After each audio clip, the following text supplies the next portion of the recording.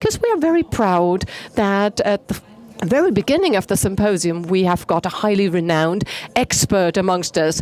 It's Professor Ingo Froböse from the German Sports University of Cologne, who is going to open the symposium. He's the head of various centers and institutes for sports prevention and rehabilitation.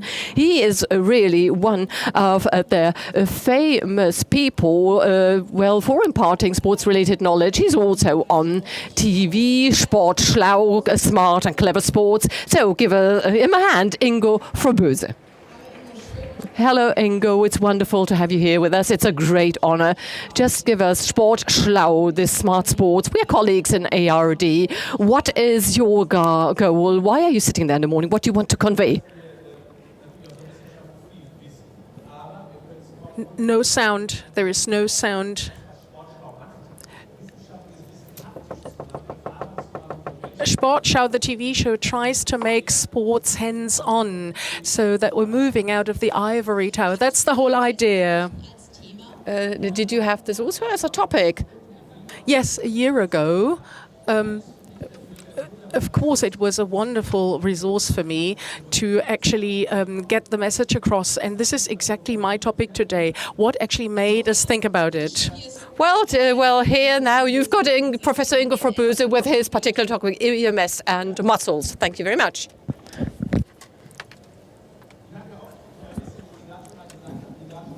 I don't know whether you've heard this before. My task now is to actually provide you with an introduction to this topic, a general introduction to this topic.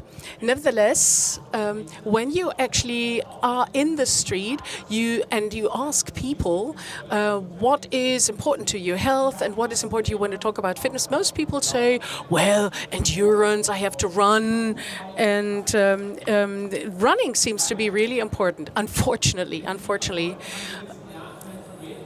Over the past few years, you've probably also seen many videos about this.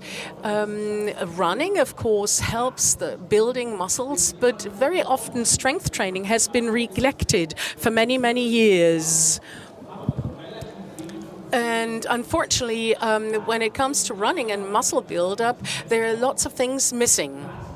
And this is why I would like to provide you with some introductory remarks. Because some of my colleagues are very deep into the topic. And don't be interrupted by the girls and boys taking photographs or whatever. The principle. This is what we often see in terms of images in literature or in the media, that muscles are often reduced to the extremes. What a shame. At the bottom, I've brought along another photograph. This is also an extreme case, but this is one of our world best cyclists, indoor cyclists. So muscles can grow in extreme fashion. These guys, of course, need it. Just imagine when they want to really speed up such a cycle to 70, 80 kilometers per hour, then you know that they need a lot of energy out of the muscles. But on the other hand, that's not the point. What you think of is top left, the regular muscles, not the extreme muscle buildup, but a nice buildup of muscles. Let's give it some thought. And probably you know this. When you think about the importance of muscles, you can see that humans have about 700 muscles, so they must play an important role. So they're not just here to move us, to get us into motion.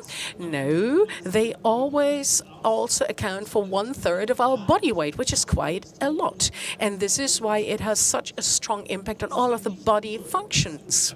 It is not keeping us stable and moving us. No, they influence many, many processes in our organic system. This is being discussed time and again, unfortunately, because some people say, well, muscles are heavier than fat, so I don't want to have them. But this means that you reduce the importance of muscles to the weight. Of course, muscles are 12 to 13% heavier than fat. That's true, correct. But nevertheless, they are also made up of a lot of water. They contain a lot of water, and this is what makes muscles so heavy. So It does not necessarily have to do with people often associate that there's little fat tissue. Latissimus, I don't have to describe this. The big back muscle is, of course, necessary when you think about the muscles that you first focus on. So you would actually look at the muscles first that actually have the highest resource for the human body. When you have it, when you really have a big back muscle, it's beautiful, it's nice and to look at. The biggest in terms of volume is this one, the gluteal muscle. As a rule, this is the one we had at our bottom, hopefully very strongly pronounced. The strongest muscle is our masticatory muscle. It does up to 60 kilograms, and it is really small. When you imagine what you can bite with it, 60 kilograms is quite a bit of strength, resulting from such a small muscle. You can imagine the amount of force produced by other muscles when you train them well. When you look at the weightlifting European Championships, you know the type of weights that can be moved. This is loads that are really extreme. The longest muscle in our body is the musculus sartorius. And this is as long as our tendons or muscle fibers can be. You think it's little fine things? No, wrong. They can also be as long as 50 centimeters, so they have a huge volume, a huge length, and therefore also impact the rest of our body. The smallest muscle is the stirrup muscle in our ear, and it allows you to hear. Again, there are muscles in our ears, so many muscles have very many positive functions, such as the auditive function of hearing. And the most active muscle, without actually giving any thought to it, is the contracting muscle that contracts 3 times per second, a live lung. It's the eye muscle. Just think of the functionality of this tiny muscle to survive it. Thank God it can rest at night. But when you just think of the day, it is extreme activities that such a little muscle performs, and you don't even think of it. It happens automatically. We don't even have to control it. It does its work automatically. This applies to many other muscles, especially the big muscles, because this is a shame because we often do not invest enough in them. What can muscles do? A lot. Some examples, muscles can actually transport us from A to B quickly, so speed. Acceleration, braking, all of the things that are related to dynamism. Muscles can lift heavy loads. They have to be dynamic to do that, but on the other hand, they also have to unfold high dynamic forces, which is often a contradiction in terms. And last but not least, muscles can help us in our everyday life. So they are our tools of coping with everyday life. And without muscles, we wouldn't be able to do what we're planning to do. I've brought along some pictures here. We have 2 different types of muscles. The heart, the stomach, in the respiratory tract, or in the arteries, we have smooth muscles. And in contrast to this, we have the striated muscles, for the skeletal muscles. And this is the muscles we usually refer to when we talk about training. And how can we influence these muscles so that they're available for us all lifelong? Well, I've brought something along for you. If we put some thought to the muscles that are decisive for our back, then we also know that 80% of our back pain results from a lack, from poor muscles, back muscles. But when you then try to train these muscles, it is ever so hard to do. So we have muscles that perform services in our skeletal system that we cannot contract as we wish. So we have to think about exercises, and EMS is a wonderful measure to actually activate these muscles and to stimulate these muscles. With these muscles, of course, you can't actually penetrate deep enough, but this goes to show that we have muscle systems that we can control, then muscle systems that we cannot control at all, because they just respond. And then there is a number of muscles that stimulate the inner organs that we cannot reach at all, not even with reflectors. which is good. We said that we have different tasks to be performed by muscles, and these are, of course, related to specific muscle fibers, red and white, and they, of course, perform services. The white muscle fibers, fast acceleration, maximum loads, long fibers, are lots of strength. The acceleration types get an anaerobic supply, and in contrast to this, we have the red muscle fibers for endurance, and in the middle we've got the intermediary types that can actually develop into one direction or the other. This, of course, has a result on the training. If we look at EMS, for instance, then this usually works with the fast acceleration fibers because they realize big forces and because of the electrical impulse. They are actually triggered first before the impulse then is transformed to the slow fibers. But what we can do is actually touch these fibers and actually repole them by actually stimulating them via EMS. What is really important here to note is the following.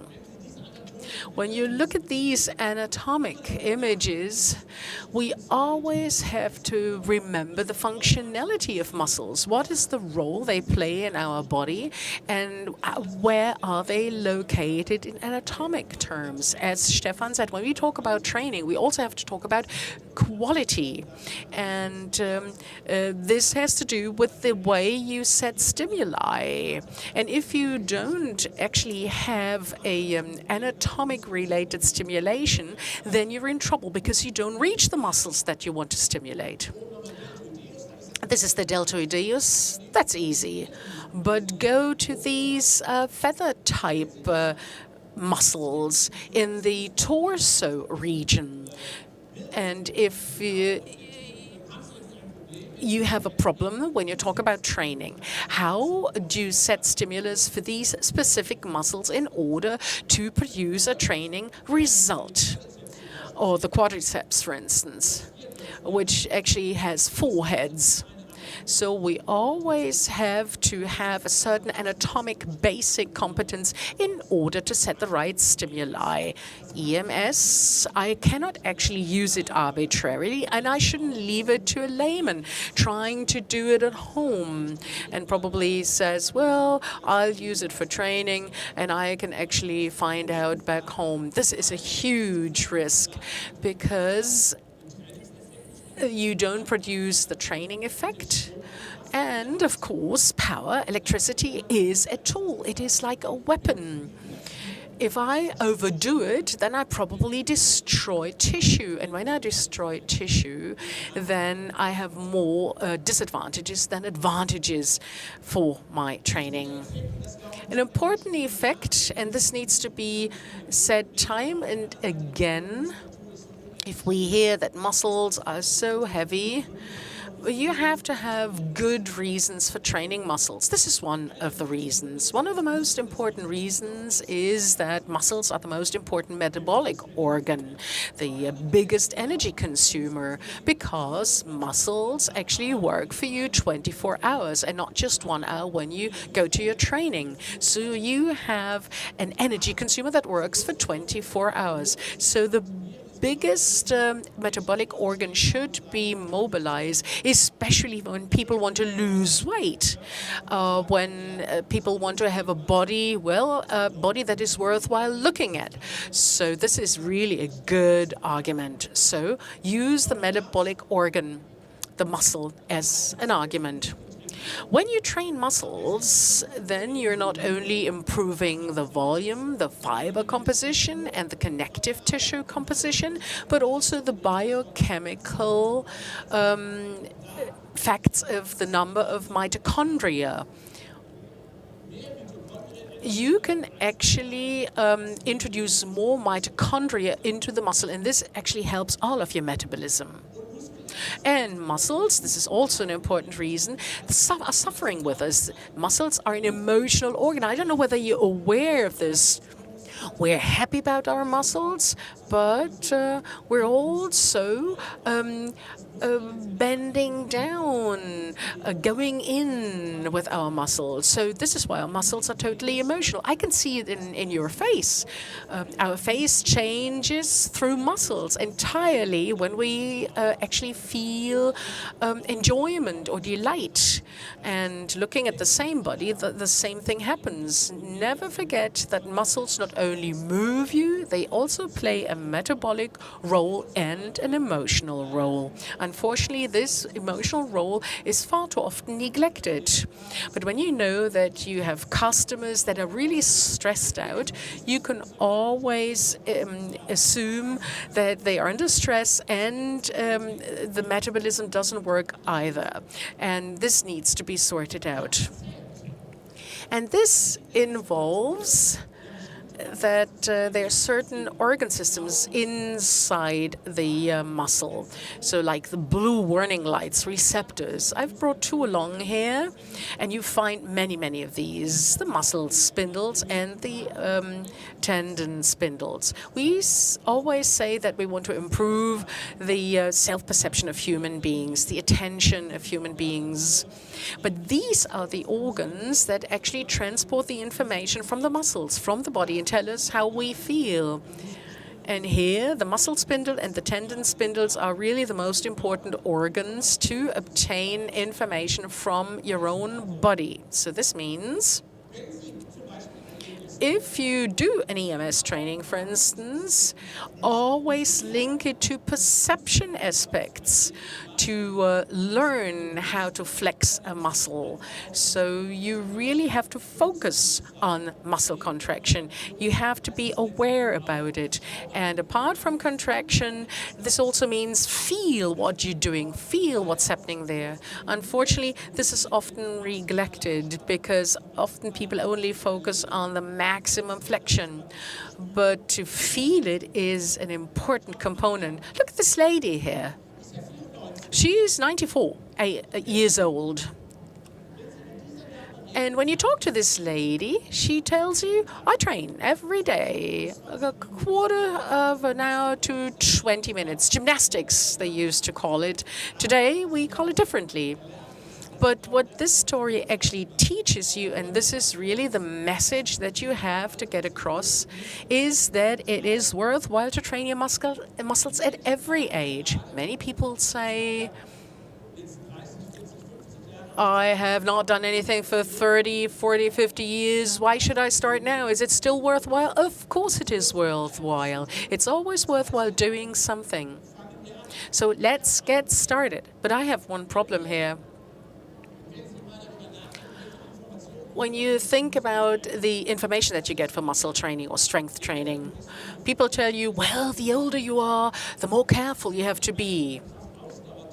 We usually do a strength endurance training for older people, telling them, well, not a high load, rather repeat more often, just watch out for your joints. This is counterproductive, I think, because I think, and when you look at the demographical changes in muscles, then they usually refer to the fast-moving muscles, the big muscles. So if these are only subjected to a strength endurance training with low loads, then we wouldn't even trigger them, we wouldn't stimulate them. So, in consequence, this means we also need higher intensities for older aged patients. And this is wonderful with EMS because we can set a stimulus that actually goes to these muscle groups, and we generate growth of these muscles, a growth that you could not achieve with other training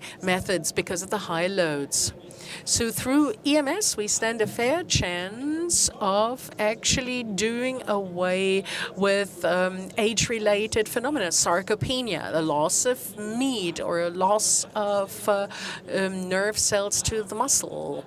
So there is a transmission problem there. And we can only come to grips with it by setting stimuli that are as high as possible. So I advocate that the older the person, the higher the stimulus. So don't be afraid trade. In Cologne, there is this saying, "Je oller, je doller." The older, the crazier. And I think this is correct.